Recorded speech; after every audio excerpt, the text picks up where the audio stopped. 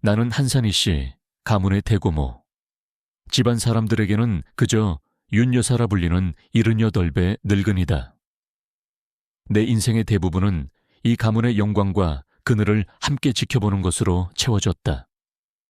수많은 아이들이 태어나는 것을 보았고, 또 수많은 어른들이 흙으로 돌아가는 것을 보았다. 기쁨의 잔칫날도, 비통한 곡소리의 날도 겪을 만큼 겪었다. 이제는 그 어떤 일에도 쉬이 마음이 동하지 않을 나이라고 생각했는데, 오늘만큼은 가슴 한구석이 아릿하게 저려오는 것을 막을 수가 없다. 오늘은 우리 가문의 종손, 하나뿐인 나의 종손주 민혁이가 장가가는 날이다. 서울에서 가장 화려하다는 호텔의 야외 정원은 눈이 부실 지경이었다. 잘 가꾸어진 잔디 위에는 수백 개의 하얀 의자가 놓여 있었고, 하객들의 옷차림은 마치 패션쇼를 방불케 했다.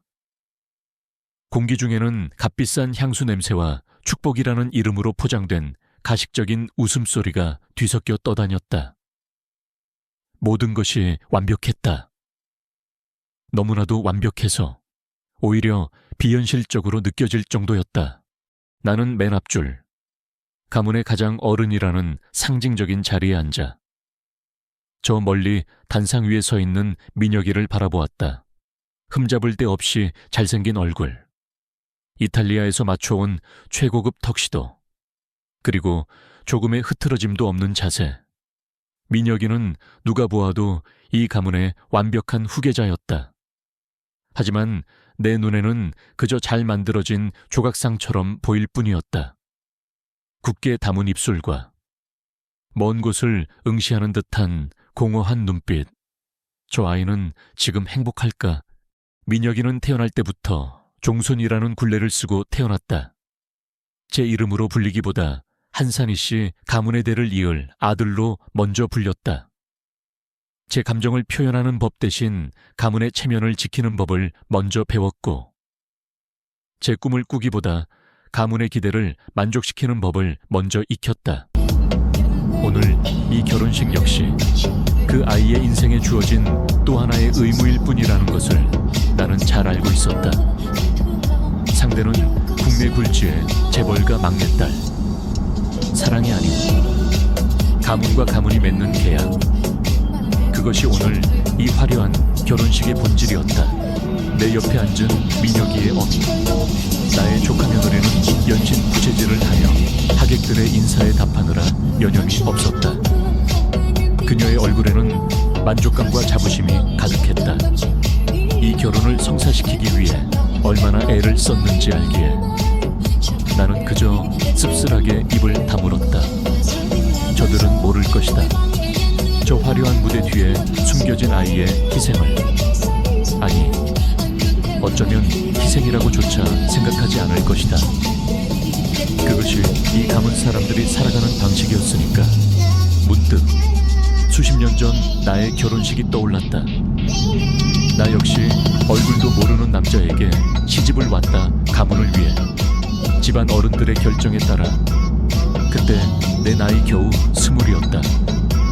남편 될 사람의 얼굴보다 내가 앞으로 짊어져야 할 시어머니의 꾸지람과 수많은 제사상에 대한 걱정이 앞섰던 날, 다행히 남편은 나쁘지 않은 사람이었고 우리는 미운 정 고운 정 다 붙이며 한평생을 살았다. 하지만 단 한 번도 가슴 설레는 사랑이라는 것을 해보지 못한 내 청춘은 어디에서 보상받아야 하는가. 나는 민혁이를 보며 나의 잊혀진 젊은 날을 함께 보고 있었다. 단상 위로 민혁이의 신부가 아버지의 손을 잡고 천천히 걸어 나왔다. 눈처럼 하얀 드레스에 보석 장식이 화려하게 빛났다. 누가 보아도 아름다운 신부였다. 하지만 그녀의 미소 역시 민혁이의 것과 똑같이 연습된 미소처럼 보였다. 나는 그녀에게서 동질감과 연민을 느꼈다. 또 한 마리의 아름다운 새가 황금으로 만들어진 새장 안으로 스스로 걸어 들어오고 있었다. 주례를 맡은 전직 국무총리의 길고 지루한 연설이 시작되었다. 그는 두 가문의 유서 깊은 역사와 이 결혼이 우리 사회에 얼마나 큰 기여를 할 것인지에 대해 열변을 토했다. 하객들은 고개를 끄덕이며 박수를 쳤지만 나는 그 모든 것이 공허하게만 들렸다. 사랑에 대한 이야기는 단 한마디도 없었다. 두 사람이 앞으로 어떻게 서로를 보듬고 아끼며 살아가야 하는지에 대한 이야기도 없었다. 오직 책임과 의무, 그리고 명예뿐이었다. 나는 고개를 돌려 정원 한쪽을 바라보았다. 그곳에는 민혁이의 할아버지, 그러니까 나의 남동생의 영정 사진이 놓여 있었다. 오늘 이 결혼을 가장 기뻐했을 사람, 가문의 명예를 목숨처럼 여겼던 사람, 그는 자신의 아들 민혁이의 아버지를 똑같이 냉혹하고 엄격한 사람으로 키워냈고, 그 아들은 또 자신의 아들인 민혁이를 그렇게 키워냈다. 대를 이어 내려오는 이 굴레는 언제쯤 끊어질 수 있을까? 나는 눈을 감았다. 따스한 봄날의 햇살 아래 왜 이리도 마음이 시리고 추운지 모를 일이었다. 어쩌면 나는 이 완벽하게 행복해 보이는 잔칫날에서 아주 희미하지만 불길한 그림자를 보고 있었기 때문인지도 모른다. 모든 것이 너무 완벽하게 짜여 있을 때 아주 작은 균열 하나가 모든 것을 무너뜨릴 수 있다는 것을 나는 나의 오랜 경험으로 알고 있었다. 마치 잘 닦인 백자 위에 보이지 않는 금이가 있는 것처럼 오늘 이 결혼식 어딘가에도 그런 금이 숨겨져 있는 듯한 불길한 예감이 들었다. 그때였다. 주례사가 끝나고 신랑 신부가 서로에게 사랑의 서약을 할 차례가 되었다. 민혁이가 마이크 앞에 섰다. 미리 준비된 서약문을 읽어 내려가는 그의 목소리는 낮고 안정적이었지만 그 속에서 미세한 떨림을 감지할 수 있는 것은 아마 이 자리에 나 하나뿐이었을 것이다. 나는 그저 눈을 감은 채 저 가여운 아이의 인생에 부디 더 이상의 시련이 없기를 마음속으로 조용히 기도할 뿐이었다. 하지만 나의 그 기도와는 달리 운명은 이미 이 화려한 잔칫날의 한쪽 구석에서 아주 짓궂고 잔인한 미소를 짓고 있었다. 사랑의 서약이 끝나고 신랑 신부의 입맞춤과 함께 하객들의 박수갈채가 터져 나왔다. 그것을 시로로 본격적인 피로연이 시작되었다. 사람들은 저마다 샴페인 잔을 들고 서로의 안부를 묻거나 사업 이야기를 나누기 시작했다. 클래식 사중주단이 연주하는 감미로운 선율과 사람들의 나직한 웃음소리가 어우러져 정원은 한껏 평화롭고 풍요로운 분위기에 휩싸였다. 테이블 위에는 세상의 모든 진귀한 음식들이 옷에 찬란하게 차려져 있었다. 바닷가재와 캐비어, 푸아그라와 트러플, 이름만 들어도 값비싼 식재료들이 아름다운 그릇 위에서 자태를 뽐내고 있었다. 저 음식들을 다 만드는데 얼마나 많은 돈과 노력이 들었을까. 그리고 저 음식들 중 절반 이상은 결국 버려지겠지. 나는 왠지 모를 허탈감에 샴페인 잔을 입에 대는 둥마는둥했다. 나는 여전히 같은 자리에 앉아 조금 떨어진 곳에서 하객들과 인사를 나누는 민혁이와 새 신부를 바라보고 있었다. 두 사람은 마치 잘 훈련된 인형처럼 정해진 각도와 표정으로 웃고 고개를 숙이고 악수를 나누었다. 저 아이들의 진짜 마음은 지금 어디를 헤매고 있을까? 이 화려한 잔치의 주인공이면서도 동시에 가장 외로운 구경꾼처럼 보이는 것은 나만의 착각일까? 바로 그때였다. 정원의 한쪽 구석, 사람들이 별로 신경 쓰지 않는 숲을 쪽에서 작은 그림자 하나가 조심스럽게 모습을 드러냈다. 7살이나 되었을까? 깡마른 체구에 입고 있는 원피스는 한때는 하얀색이었을지 모르나 지금은 여기저기 얼룩지고 해져 있었다. 흙먼지로 얼룩진 얼굴과 헝클어진 머리카락, 누가 보아도 이 화려한 연회장과는 어울리지 않는 길 잃은 작은 짐승 같은 모습이었다. 아이는 잔뜩 주눅이 든 채 하지만 호기심 가득한 눈으로 거대한 디저트 테이블을 넋을 잃고 바라보고 있었다. 산더미처럼 쌓인 케이크와 과일, 초콜릿 분수. 아마 태어나서 처음 보는 광경이었을 것이다. 아이는 자기도 모르게 한 발짝 테이블 쪽으로 다가갔다. 그 작은 발걸음은 마치 꿈의 세계로 향하는 걸음처럼 위태롭고 간절해 보였다. 처음에는 아무도 아이를 발견하지 못했다. 모두들 자신들의 대화와 웃음에 빠져 있었다. 하지만 마침내 날카로운 비명을 지닌 한 부인이 아이를 발견하고 말았다. 어머나, 웬 애가 저기, 웬 거지 애가. 그녀의 목소리는 조용하던 연회장에 찬물을 끼얹은 듯 퍼져나갔다. 음악 소리가 순간 멎는 듯했다. 모든 하객들의 시선이 일제히 아이에게로 쏠렸다. 아이는 수백 개의 눈동자가 자신을 향하는 것을 느끼고는 그 자리에 얼어붙었다. 아이의 손에는 어느새 작은 컵케이크 하나가 들려 있었다. 사람들의 반응은 내가 예상했던 그대로였다. 노골적인 멸시와 혐오. 그들은 마치 더러운 벌레라도 본 듯 미간을 찌푸렸다. 어떤 이들은 수군거렸고 어떤 이들은 자기 아이들의 눈을 가렸다. 이 완벽하고 성스러운 공간에 불결한 것이 침입했다는 불쾌감이 역력했다. 이내 검은 양복을 입은 경호원 2명이 성큼성큼 아이에게로 다가갔다.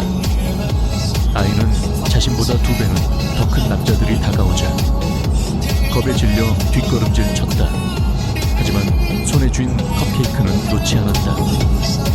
그것이 아이의 마지막 자존심인 것처럼 나는 그 광경을 몰차 지켜보았다. 내 마음속에서 무언가 울컥하고 치밀어 올랐다. 연민. 그것은 내가 아주 오랫동안 잊고 지냈던 감정이었다. 저 많은 음식들 앞에서 저 작은 아이가 컵케이크 하나를 훔쳤다고 해서 무엇이 그리 큰 죄란 말인가. 아이를 향한 경멸의 시선들 속에서 나는 오히려 그들의 영혼이 더 가난하고 남루하다는 것을 느꼈다. 경호원이 아이의 팔을 거칠게 붙잡으려는 순간 아이는 고개를 번쩍 들었다. 그리고 경호원을 똑바로 노려보았다. 나는 숨을 멈췄다. 아이의 눈, 그 작고 새까만 눈동자 속에는 두려움과 함께 결코 꺾이지 않을 것 같은 강한 고집과 자존심이 함께 서려 있었다. 그 눈빛, 나는 저 눈빛을 안다. 기억의 저편에서 잊고 있던 풍경 하나가 파도처럼 밀려왔다. 몇 해 전 민혁이의 아버지가, 그러니까 나의 조카가 한 여자를 내 앞에 데려왔었다. 민혁이가 결혼을 약속했다는 가난한 무명 화가였다. 조카는 여자에게 돈 봉투를 내밀며 다시는 민혁이 앞에 나타나지 말라고, 분수를 알라고 모욕을 주었다. 그때 여자는 돈 봉투를 밀어내며 조카를 똑바로 쳐다보았다. 그녀의 눈빛이 바로 저랬다. 상처받았지만 결코 비굴하지 않은, 슬프지만 당당함을 잃지 않은 눈빛. 그녀의 이름은 은서였다. 결국 은서는 떠나야만 했고 민혁이는 얼마간의 반항 끝에 가문의 뜻에 굴복했다. 나는 그 일을 그저 가문에서 흔히 일어나는 또 하나의 비극으로 여기며 애써 잊어버렸다. 그런데 오늘, 수년이 지난 오늘, 이 남루한 아이의 눈에서 나는 다시 은서의 모습을 보고 있었다. 아니야, 늙은이의 부질없는 망상일 뿐이야. 나는 스스로에게 속삭이며 고개를 저었다. 세상에 닮은 눈빛을 가진 사람이 어디 한둘이겠는가. 하지만 한번 피어오른 의심의 씨앗은 좀처럼 가라앉지 않고 내 마음속에서 끈질기게 뿌리를 내리려 하고 있었다. 경호원에게 팔을 붙잡힌 아이는 울음을 터뜨리는 대신 입술을 꽉 깨물었다. 그 모습이 내 가슴을 더욱 아프게 찔렀다. 나는 나도 모르게 자리에서 일어나려 했다. 수십 년간 가문의 어른으로서 체면과 위신만을 중시하며 살아온 내가 한낱거지 아이 하나를 위해 이 모든 하객들 앞에서 믿을 수 없는 충동이었다. 내 안에서 무언가 툭 하고 끊어지는 소리가 났다. 수십 년간 나를 얽매고 있던 한산희 씨 가문의 대고모라는 이름의 굴레였을까? 아니면 더 이상 이 위선적인 연극을 지켜볼 수 없다는 마지막 인내심이었을까? 나는 나도 모르게 자리에서 천천히 일어섰다. 늙고 뻣뻣해진 무릎이 삐걱거렸지만 나의 움직임은 연회장의 모든 소음을 잠재우기에 충분했다. 모두의 시선이 내게로 쏠렸다. 당황한 조카 며느리도, 어쩔 줄 몰라 하는 경호원들도, 그리고 잔뜩 겁에 질려있던 작은 아이도. 나는 아무 말 없이 아이를 향해 천천히 걸어갔다. 내 느릿한 발걸음 소리만이 정원 전체에 울려 퍼지는 듯했다. 나는 아이를 붙잡고 있는 경호원 앞에 섰다. 그리고는 내 평생 가장 차갑고 위험 있는 목소리로 말했다. 그만하거라. 내 한마디에 경호원은 화들짝 놀라며 아이의 팔을 놓아주었다. 나는 경호원을 지나쳐 아이의 앞에 섰다. 그리고는 굽히기 힘든 허리와 무릎을 애써 굽혀 아이와 눈높이를 맞추었다. 아이의 눈이 놀라움으로 동그래졌다. 이름이 무엇이냐? 내 목소리는 나도 모르게 한없이 부드러워져 있었다. 아이는 잠시 망설이다가 모기만 한 목소리로 대답했다. 별이에요. 김별. 별이 참 예쁜 이름이라고 생각했다. 그래, 별아. 배가 많이 고팠구나. 나는 아이의 뺨에 묻은 흙먼지를 손수건으로 조심스럽게 닦아주었다. 아이는 내 손길이 어색한 듯 몸을 살짝 움츠렸지만 피하지는 않았다. 저 아이에게 먹을 것을 좀 챙겨주어라. 나는 곁에 서 있던 집사를 향해 말했다. 남은 음식이 아니라 새 것으로 아이가 들고 가기 좋게 상자에 잘 담아서. 내 말에 집사는 잠시 머뭇거리다가 조카 며느리의 눈치를 살폈다. 조카 며느리는 어쩔 수 없다는 듯 체면이 구겨진 얼굴로 마지못해 고개를 끄덕였다. 나는 다시 아이를 바라보았다. 가까이에서 보니 아이의 얼굴이 더 선명하게 보였다. 그리고 나는 다시 한번 숨을 멈췄다. 아이의 눈, 그 슬픔과 고집이 함께 서려 있는 깊은 눈매. 나는 그 눈매를 너무나도 잘 알고 있었다. 그것은 나의 종손주 민혁이의 것이었다. 물론 지금의 민혁이는 저런 눈을 하고 있지 않다. 지금의 그는 감정을 드러내지 않는 법을 완벽하게 터득한 차가운 후계자일 뿐이다. 하지만 나는 기억한다. 그 아이가 아직 17, 18 소년이었을 때 가문의 뜻을 거역하고 화가가 되고 싶다며 밤새 울던 때 그의 눈이 바로 저랬다. 세상의 모든 슬픔을 다 짊어진 듯하면서도 결코 자신의 꿈을 포기하지 않으려는 고집스러운 빛이 함께 담겨있던 눈. 그리고 그 위로 또 다른 얼굴이 겹쳐졌다. 가난한 화가 은서. 민혁이가 모든 것을 버릴 각오를 할 만큼 사랑했던 여자. 그녀가 마지막으로 우리 집을 찾아와 민혁이를 만나게 해달라고 애원하던 날, 나는 그때 그녀를 모질게 내쫓았다.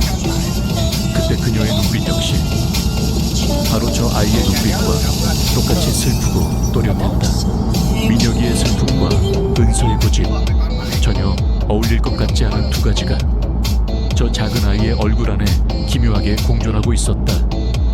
머릿속이 혼란스러워졌다. 아니야, 그럴 리가 없어. 은서는 그때 민혁이의 아버지가 준 돈을 받지 않고 깨끗하게 떠났다고 들었다. 그 이후로 아무 소식도 없었다. 어미는 어디에 있고? 나는 차마 그 질문을 입 밖으로 꺼내지 못했다. 대신 다른 것을 물었다. 왜 혼자 다니느냐? 위험하게. 아이는 대답 대신 입고 있던 낡은 원피스의 실밥이 터진 부분을 만지작거렸다. 그 작은 손가락의 움직임, 무언가 불안하거나 생각에 잠길 때 손가락으로 무언가를 베베꼬는 버릇. 그것은 민혁이의 오랜 버릇이었다. 지금은 고쳤지만 어렸을 때부터 늘 그랬다. 심장이 쿵 하고 바닥으로 떨어지는 것 같았다. 나는 더 이상 아이의 얼굴을 쳐다볼 수가 없었다. 집사가 정성껏 포장한 음식 상자를 들고 왔다. 나는 그것을 받아 아이의 작은 손에 들려주었다. 이거 가지고 가거라. 그리고 다시는 이런데 함부로 들어오는 게 아니다. 알겠지? 그것은 꾸짖음이 아니라 늙은이의 걱정, 어린 당부였다. 아이는 말없이 음식 상자를 받아들고 나를 한번 쳐다보았다. 그리고는 허리를 꾸벅 숙여 인사를 했다. 누구도 가르쳐주지 않았을 법한 제법 어른스러운 인사였다. 아이는 경호원의 조용한 안내를 받으며 왔을 때처럼 조용히 정원을 빠져나갔다. 아이가 사라지자 연 회장에는 다시 음악이 흐르고 사람들의 웃음소리가 이어졌다. 하지만 나에게는 그 모든 것이 멀게만 느껴졌다. 나는 비틀거리며 내 자리로 돌아와 앉았다. 조카 며느리가 다가와 무언가 불평을 늘어놓았지만 아무것도 귀에 들어오지 않았다. 내 온 신경은 온통 방금 전 사라진 그 작은 아이 별이에게 향해 있었다. 우연의 일치일까? 늙은 나의 착각일까? 하지만 민혁이를 닮은 슬픈 눈매와 은서를 닮은 고집스러운 분위기, 그리고 민혁이와 똑같은 손가락 버릇까지, 이 모든 것이 그저 우연일 수는 없었다. 나는 단상 위에서 여전히 완벽한 미소로 하객들에게 인사하고 있는 민혁이를 바라보았다. 그리고 깨달았다. 오늘 내가 느꼈던 불길한 예감의 정체를 가문이 애써 묻어버렸던 과거가 저렇게 작고 남루한 아이의 모습으로 우리를 찾아온 것이었다. 그리고 그 사실을 이 잔치의 그 누구도, 심지어 주인공인 민혁이 자신조차도 까맣게 모르고 있었다. 오직 나, 이 늙은이만이 그 끔찍한 진실의 가장자리를 어렴풋이 보았을 뿐이다. 나는 자리로 돌아왔지만 마음은 여전히 정원 입구에 머물러 있었다. 아이는 떠났지만 아이가 남기고 간 의혹의 그림자는 점점 더 짙어져 내 마음을 무겁게 짓눌렀다. 나는 애써 고개를 저었다. 늙으면 망령이 든다더니 내가 지금 그러는 모양이라고. 세상에 닮은 사람이 얼마나 많고 비슷한 버릇을 가진 아이가 얼마나 많겠는가. 나는 샴페인 잔을 들어 단숨에 비웠다. 씁쓸한 술맛이 입안에 퍼졌다. 연회는 절정으로 치닫고 있었다. 사람들은 웃고 떠들었고 신랑 신부는 하객들 사이를 오가며 인사를 나누기에 바빴다. 그 모습을 보니 나의 의심은 정말로 부질없는 망상처럼 느껴졌다. 저렇게 완벽한 갑옷을 입고 있는 내 종손주와 길바닥에서 뒹구는 듯한 남루한 아이 사이에 무슨 연결고리가 있을 수 있단 말인가. 내가 너무 늙고 감상적이 된 탓이리라. 나는 이 불길한 상념을 떨쳐내기 위해 민혁이와 새 신부에게서 애써 시선을 거두었다. 그리고는 하객들 쪽으로 눈을 돌렸다. 모두가 행복하고 만족스러운 얼굴을 하고 있었다. 이 성공적인 비즈니스, 아니 결혼을 축하하며, 그래, 이것이 현실이다. 내가 잠시 잊고 있었을 뿐이다. 이 가문에서 감상이나 동정, 그리고 지난 사랑의 추억 따위는 아무런 힘도 갖지 못한다. 바로 그 순간이었다. 연회장 입구 쪽에서 작은 소란이 일었다. 나는 반사적으로 고개를 돌렸다. 아까 그 아이, 별이가 경호원의 손에 이끌려 정원을 거의 다 빠져나가고 있었다. 아이의 작은 손에는 내가 챙겨준 음식 상자가 소중하게 들려 있었다. 아이는 이제 저 문만 나서면 이 위선적인 낙원에서 벗어나 다시 차가운 현실로 돌아갈 터였다. 그런데 아이가 정문 앞에 돌계단을 내려서던 바로 그 찰나, 아이는 그만 제 발에 걸려 앞으로 크게 넘어지고 말았다. 아야 타는 작은 비명과 함께 손에 들고 있던 음식 상자가 바닥으로 떨어지며 그 안에 있던 과자와 과일들이 사방으로 흩어졌다. 몇몇 하객들이 불쾌한 표정으로 혀를 찼다. 경호원은 당황하며 아이를 일으켜 세우려 했다. 아이는 넘어져까진 무릎의 아픔도 잊은 채 땅에 떨어진 음식들을 허둥지둥 주워 담기 시작했다. 나는 그 모습을 안타깝게 바라보고 있었다.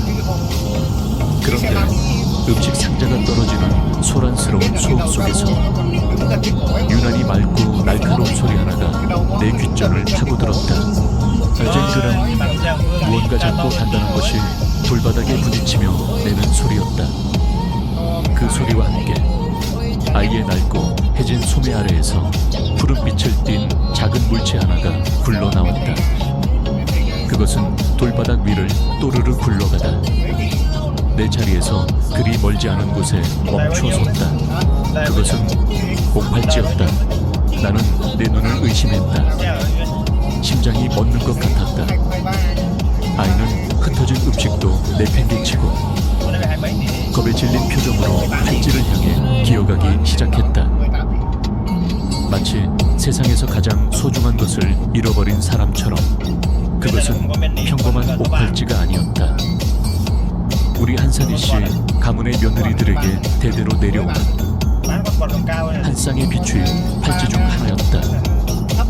깊고 투명한 초록빛 옥에 가문을 상징하는 매화꽃이 정교하게 조각되어 있는. 나는 그 팔찌를 단번에 알아보았다.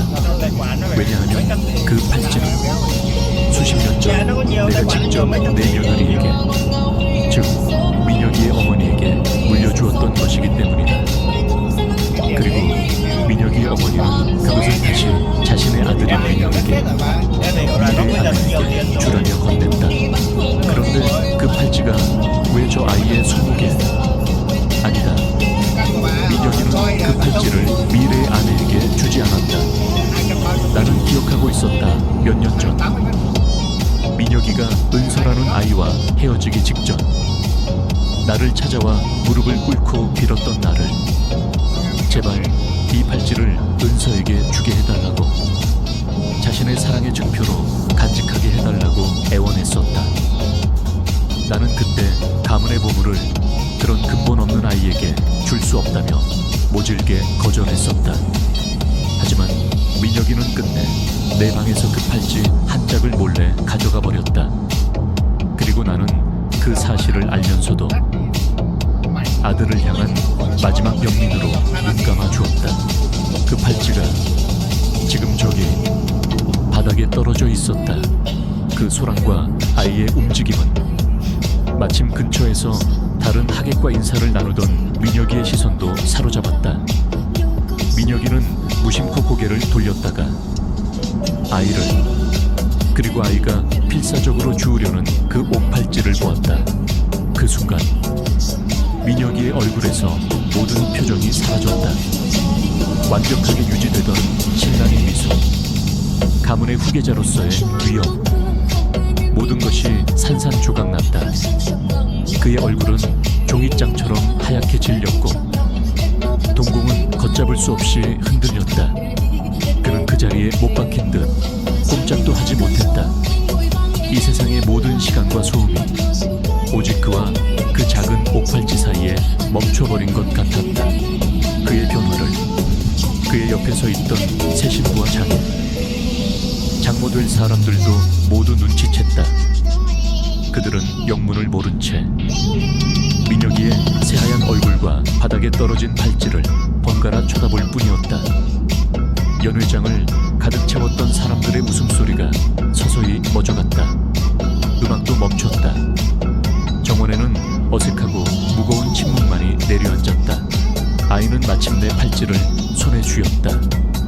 그리고는 더러워진 팔찌를 자신의 옷소매에 조심스럽게 닦아냈다. 그 작은 손 안에 들린 푸른 옥빛이 오늘 이 잔칫날에 모든 화려함을 비웃는 것처럼 서늘하게 빛나고 있었다. 쨍그랑 누군가 손에 들고 있던 샴페인 잔을 놓쳤다. 유리가 깨지는 날카로운 소리가 마침내 이 길고 긴 침묵을 깨뜨렸다. 완벽했던 오늘 하루가 완전히 부서져 내리는 소리였다. 유리가 깨지는 소리와 함께 위선으로 가득했던 연회장의 시간은 완전히 멈추어 섰다. 하객들은 무슨 일이 일어났는지 정확히 알지 못한 채 겁에 질린 신랑과 분노한 듯한 신부 측 가족, 그리고 그 중심에서 나와 작은 아이를 번갈아 쳐다보며 수군거릴 뿐이었다. 이대로 두었다가는 가문의 체면이 바닥까지 추락할 터였다. 나는 조카, 즉 민혁이의 아버지를 향해 나직하지만 단호한 목소리로 말했다. 상황을 정리하거라. 하객들에게는 신랑이 잠시 과로로 쓰러졌다고 둘러대고 여기 이 사람들을 별실로 옮겨다오. 내 말에는 거역할 수 없는 무게가 실려 있었다. 조카는 얼굴이 흑빛이 된 채 서둘러 직원들에게 지시를 내렸다. 잠시 후 나는 넋이 나간 민혁이와 분노와 모욕감으로 얼굴이 굳은 신부와 그 부모, 그리고 이 모든 소동의 원인이 된 작은 아이 별이와 함께 호텔의 조용한 별실로 옮겨졌다. 화려했던 정원과는 달리 별실 안은 차갑고 무거운 침묵만이 감돌았다. 아이 별이는 영문도 모른 채 그저 옥팔찌를 쥔 손에 힘을 꼭 줄 뿐이었다. 그 작은 아이의 존재가 지금 이 방 안의 모든 어른들을 숨막히게 하고 있었다. 침묵을 깬 것은 신부의 아버지였다. 그는 더 이상 참을 수 없다는 듯 테이블을 주먹으로 내리치며 민혁이를 향해 소리쳤다. 한서방, 이게 대체 무슨 경우인가? 저 아이는 누구며 저 팔찌는 또 무엇인데 자네가 온 가문의 망신을 시키고 있냔 말일세. 하지만 민혁이는 아무 대답도 하지 못했다. 그는 여전히 넋이 나간 사람처럼 아이의 손에 들린 옥팔찌에서 시선을 떼지 못하고 있었다. 마치 그 팔찌가 그의 영혼이라도 빨아들이는 것처럼 모두의 시선이 자연스럽게 내게로 향했다. 이 끔찍한 상황을 설명해야 하는 역할은 결국 이 늙은이의 몫이었다. 나는 길고 깊은 한숨을 내쉬었다. 목소리가 잘 나오지 않았다. 나는 우선 신부와 그 부모를 향해 천천히 입을 열었다. 사부인, 사돈어른, 우선 이런 소란을 일으켜 참으로 면목이 없습니다. 나는 고개를 숙여 사과했다. 그리고는 테이블 위에 놓인 옥팔찌를 가리켰다. 그 팔찌는 우리 가문의 것입니다. 나는 차분하지만 슬픔이 묻어나는 목소리로 그 팔찌에 얽힌 이야기를 시작했다. 그것이 우리 가문의 며느리들에게 대대로 물려 내려오는 귀한 보물이라는 것, 그리고 본래는 한 쌍이었으며 다른 한 짝은 지금 민혁이가 간직하고 있다는 것을. 신부의 얼굴이 하얗게 질리기 시작했다. 나는 그녀의 흔들리는 눈빛을 애써 외면하며 가장 아픈 부분을 꺼내놓아야 했다. 몇 년 전 민혁이는 깊이 사랑하는 여인이 있었습니다. 여기 이 아이처럼 가난하고 배경 없는 화가였지요. 나는 그날의 기억을 더듬었다. 민혁이의 아버지가 두 사람을 갈라놓기 위해 얼마나 모질게 굴었는지, 그리고 민혁이가 그 사랑을 지키기 위해 얼마나 처절하게 저항했는지를. 하지만 결국 민혁이는 가문의 후계자라는 운명 앞에 무릎을 꿇었다. 정략 결혼을 받아들이는 대신 그는 마지막으로 한 가지를 요구했다. 민혁이는 제게서 훔치다시피 이 팔찌를 가져가 그 아이에게 주었습니다. 언젠가 반드시 돌아가겠다는 맹세의 증표로 말이오. 내 이야기가 끝나자 방 안에는 숨막히는 정적이 흘렀다. 신부는 이제 더 이상 눈물을 참지 못하고 소리 없이 어깨를 들썩이며 울기 시작했다. 그녀가 오늘 입은 화려한 웨딩드레스가 세상에서 가장 슬픈 수위처럼 보였다. 그녀의 아버지는 분노로 얼굴이 시뻘개졌고 어머니는 딸을 끌어안고 나를 원망스럽게 쳐다보았다. 그제야 민혁이가 움직였다. 그는 아주 천천히 로봇처럼 삐걱거리며 아이에게 다가갔다. 그리고는 아이 앞에 주저앉았다. 이 팔찌 누가 주었느냐? 민혁이의 목소리는 갈라지고 쉬어 있었다. 아이는 잔뜩 겁을 먹은 채 하지만 또렷한 목소리로 대답했다. 엄마가요. 엄마가 무엇하더냐? 아빠 찾아가라고. 무슨 일 생기면 꼭 이 팔찌 가지고 아빠 찾아가라고 했어요. 민혁이는 아이의 얼굴을, 그 안에 담긴 자신의 흔적과 사랑했던 여인의 흔적을 가만히 들여다보았다. 그의 눈에서 마침내 뜨거운 눈물이 툭 하고 떨어졌다. 그는 이제야 모든 것을 깨달은 것이다. 은서가 그를 기다렸다는 것을, 그녀가 혼자서 그의 아이를 낳아 길렀다는 것을, 그리고 자신이 이 세상에서 가장 소중한 두 사람을 가장 비참하게 버렸다는 것을. 은서야, 그의 입에서 나온 것은 절규에 가까운 신음이었다. 은서야, 내가 미안하다. 민혁이는 아이를 끌어안지도 만지지도 못했다. 그저 아이의 발치에 엎드려 땅이 꺼져라 통곡할 뿐이었다. 한 가문의 완벽한 후계자가 아니라 사랑을 잃고 제 아이조차 알아보지 못한 한심하고 어리석은 남자의 모습이었다. 나는 눈을 감았다. 옷팔찌에 얽힌 약속은 결국 가장 잔인하고 슬픈 방식으로 지켜졌다. 그 약속의 대가는 너무나도 컸다. 한 여인의 인생과 한 남자의 영혼, 그리고 이제 막 시작되려던 또 다른 한 여인의 행복까지. 이 모든 것을 앗아간 것은 과연 운명이었을까? 아니면 우리 가문의 지독한 오만함이었을까? 나는 그 질문에 대한 답을 찾지 못한 채 그저 차갑게 식어가는 방 안에서 모두의 울음소리를 듣고만 있었다. 민혁이는 한참 동안이나 그렇게 엎드려 울었다. 그의 등은 가냘프게 떨리고 있었고 그 떨림은 이 방 안의 모든 사람들의 마음을 함께 울리고 있었다. 한 가문의 후계자로서가 아니라 한 남자로서, 한 아버지로서 흘리는 뒤늦은 참회의 눈물이었다. 신부의 아버지가 더 이상 참을 수 없다는 듯 자리에서 일어섰다. 하지만 나는 눈짓으로 그를 막았다. 지금은 그 누구의 분노도 꾸짖음도 민혁이에게는 들리지 않을 터였다. 이것은 온전히 그 아이가 스스로 감당하고 스스로 일어서야 할 시간이었다. 얼마나 지났을까? 민혁이는 천천히 고개를 들었다. 눈물과 콧물로 범벅이 된 그의 얼굴은 차마 눈뜨고 볼 수 없을 만큼 망가져 있었다. 그는 가장 먼저 자신의 신부, 이제는 남이 되어버린 그 가여운 여자를 향해 고개를 숙였다. 미안합니다. 진심으로 미안합니다. 그의 목소리는 완전히 잠겨 있었다. 나는 당신의 남편이 될 자격이 없는 사람입니다. 당신의 인생을 망친 나를 평생 용서하지 마시오.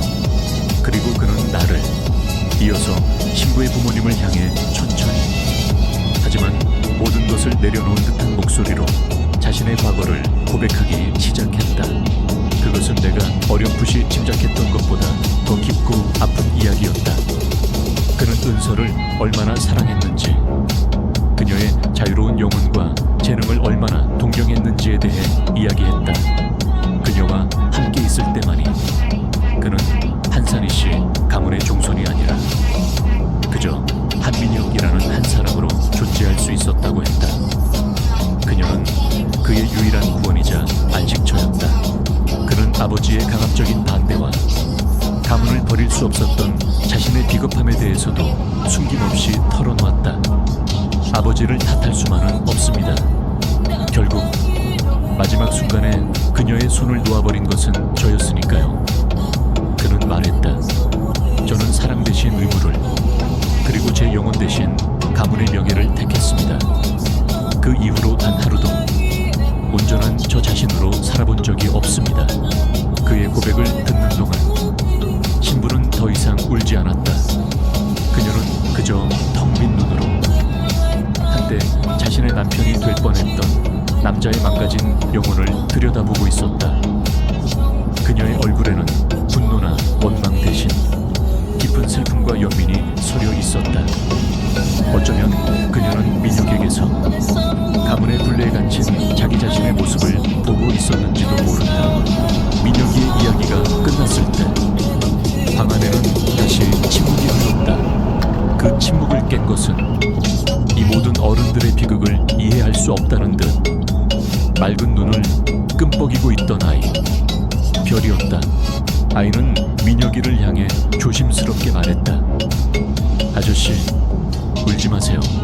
그리고는 이 모든 상황의 가장 핵심적인, 그리고 가장 잔인한 진실을 아무렇지도 않게 꺼내놓았다. 엄마가 많이 아파요. 민혁이의 눈이 번쩍 뜨였다. 엄마가 맨날 기침하고 밥도 잘 못 먹어요. 밤에는 잠도 잘 못 자고 맨날 혼자 울어요. 아이의 순진한 목소리가 어른들의 복잡한 죄의식과 변명들을 단숨에 관통해 버렸다. 엄마가 그랬어요. 혼자서는 너무 무섭다고. 그래서 무슨 일이 생기면 아빠를 꼭 찾아가라고 했어요. 이 팔찌를 보여주면 아빠가 우리 별이를 알아볼 거라고. 아빠는 좋은 사람이니까 우리 별이 꼭 지켜줄 거라고. 그 말을 듣는 순간 민혁이는 다시 한번 무너져 내렸다. 은서는 그를 원망한 것이 아니었다. 그녀는 마지막 순간까지 자신을 버린 남자가 좋은 사람이라고 믿으며 그에게 자신의 딸을 맡기려 했던 것이다. 그 지독한 믿음이, 그 순수한 사랑이 민혁이의 가슴을 칼로 도려내는 것보다 더 아프게 만들었다.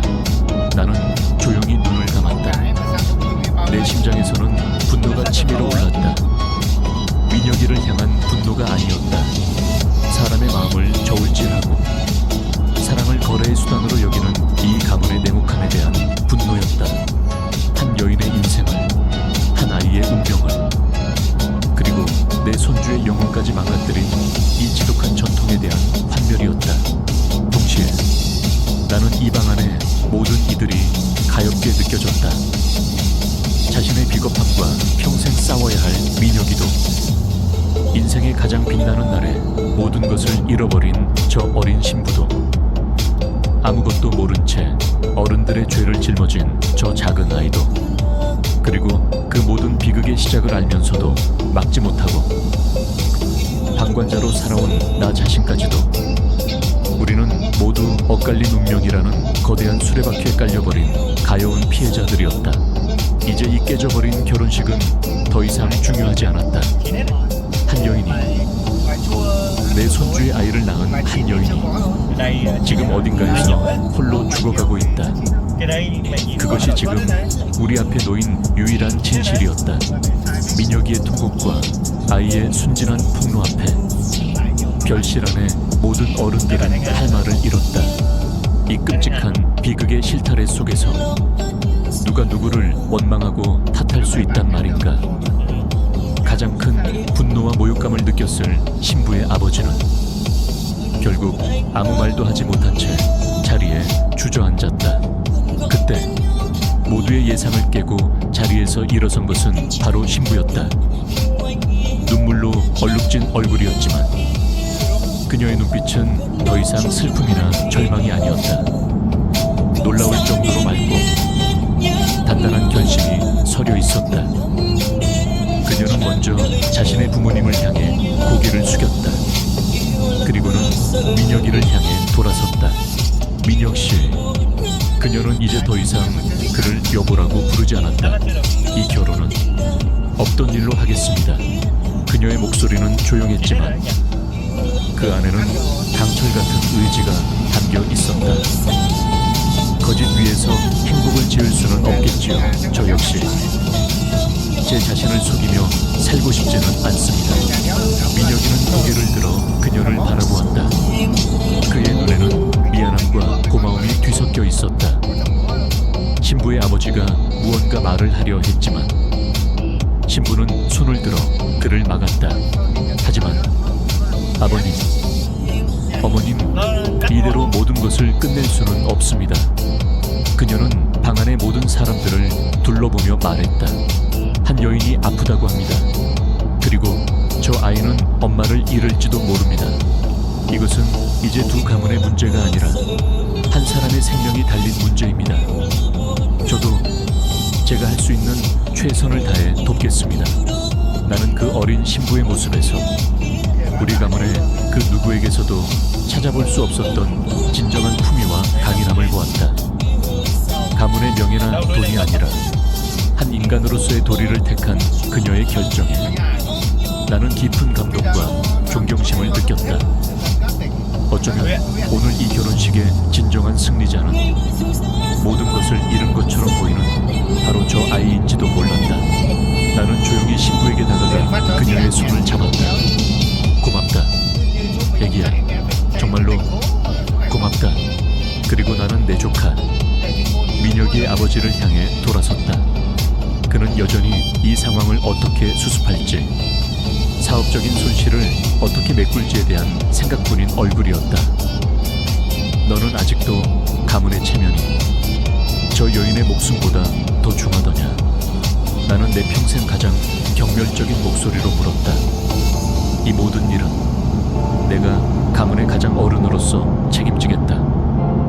그러니 너는 이 일에서 손을 떼거라. 그렇게 한 시대에 가장 화려했던 결혼식은 가장 비참한 방식으로 막을 내렸다. 하지만 그 폐허 속에서 아주 작고 연약하지만 질긴 생명력의 씨앗 하나가 싹트고 있었다. 다음 날 아침 나의 집 거실에는 어색한 풍경이 펼쳐졌다. 소패는 민혁이와 그의 딸 별이가 나란히 앉아 있었다. 민혁이는 밤새 한숨도 자지 못한 얼굴이었지만 그의 눈에는 더 이상 절망이 아닌 무언가를 해야만 한다는 결연한 의지가 서려 있었다. 별이는 아빠의 손을 꼭 잡은 채 신기한 듯 거실을 두리번거리고 있었다. 어제의 신부였던 아이도 약속대로 우리 집을 찾아왔다. 그녀는 더 이상 화려한 드레스가 아닌 평범한 옷차림이었지만 그 모습이 훨씬 더 아름답고 기품 있어 보였다. 그녀는 자신이 아는 최고의 의사에게 연락을 해두었다며 우리에게 병원 주소를 건넸다. 민혁이는 별이에게 물어 은서가 살고 있는 곳을 알아내었다. 서울에서도 가장 가난한 동네에 금방이라도 쓰러질 듯한 옥탑방이라고 했다. 우리는 함께 그곳으로 향했다. 민혁이가 운전하는 차 안에서 나는 창밖으로 스쳐 지나가는 풍경을 바라보았다. 내가 평생을 살아온 부유하고 번화한 강남의 거리를 지나 차는 점점 맑고 허름한 골목으로 접어들고 있었다. 그것은 단순히 장소를 이동하는 것이 아니었다. 그것은 우리가 외면하고 묻어버렸던 과거의 진실을 향해 나아가는 길고 긴 속죄의 여정이었다. 뒷좌석에서는 별이가 내 어깨에 기댄 채 깊은 잠에 빠져 있었다. 태어나 처음으로 아빠의 곁에서 아이는 아마 가장 편안한 잠을 자고 있을 터였다. 민혁이는 운전대를 잡은 손에 힘을 주며 차마 앞을 보지 못하고 있었다. 그의 얼굴에는 아내를 만난다는 기대감보다 그녀를 마주할 것에 대한 두려움이 더 커 보였다. 나는 조용히 민혁이의 어깨를 두드려 주었다. 이제 괜찮다. 이제부터 다시 시작하면 된다. 오늘 깨져버린 것은 단순히 결혼식이 아니었다. 그것은 명예와 위선으로 가득 찬 한 시대의 종말이었다. 그리고 그 끝에서 우리는 새로운 가족의 첫걸음을 내딛고 있었다.